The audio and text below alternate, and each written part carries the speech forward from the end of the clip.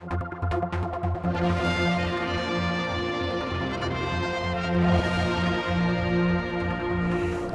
1 hour 50 minutes later, after the polls shut, we have the results. The crowd's now coming in from outside. They've been standing in the cold for a long time as we get ready to hear from the returning officer on who will be the new MHK for Douglas West. Well, I, Christopher Matthew Brooks, returning officer for the constituency of Douglas West, do hereby announce the result of the Douglas West by-election as follows. The number of votes cast was Dawson, Clive, Philip, 300. Gill, Quentin Bennett, 229. Skinner, John Edward, 399. And Thomas Christopher Charles, 676.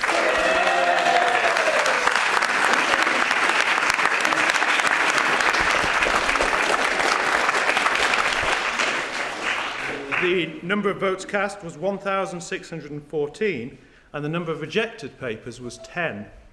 This represents a turnout of 39.7%.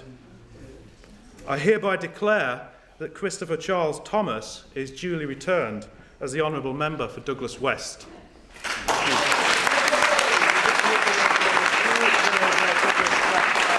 And with me is the new MHK for Douglas West, Chris Thomas. In fact, it was quite a healthy lead you had there, as it turned out. But were you surprised how much support you did have out there? I am, and one thing to say, Paul, straight away, is it's cool to vote. Not quite as cool as it was today, because it was very cold, but as you say, 40% was a big turnout. I'd also like to say that I very much hope that by 2016, when the general election comes along, the people today who voted for the first time, of whatever age they were, or the people who came back to voting, will be the lead, and more people will follow them voting, because it is important to take part in your community. It is important for politicians to engage with all of the community, and in the last few years, that's been something that's lacking in politics, in my view. Are you going to go in there like a bull in a china shop? I am prepared to hit the ground running, as they say, and I have been thinking for some years about the sorts of policies that are important, and I made a manifesto which some people said was too long because it's detailed, and I'll do my best to work with others to work for the community, to engage with the people, and most importantly, a lot of people have put their trust in me, 676 or whatever it was today.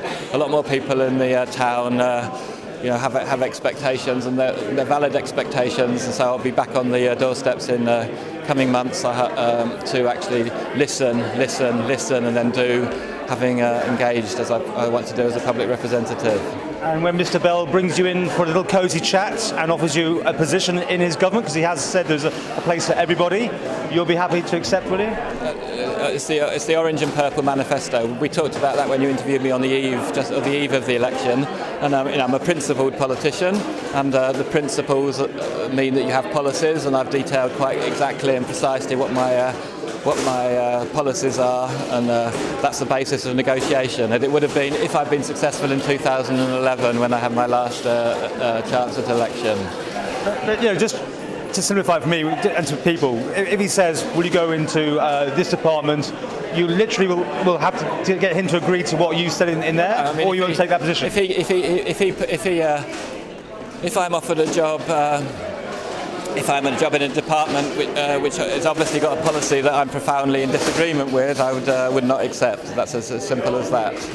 And are you going to be a thorn in their side, the government? Not necessarily. This is a programme for government. I'll be sitting next to Mr. Shimon. You already established, and Manx Radio established before the election that there were certain things I disagreed with Mr. Shimon on. Likewise, 4 people voted against the budget this year. Several more spoke against it. I would have voted against the budget. So if you think that's a thorn in the side, so be it. But I don't see it. I see it as positive engagement with policy.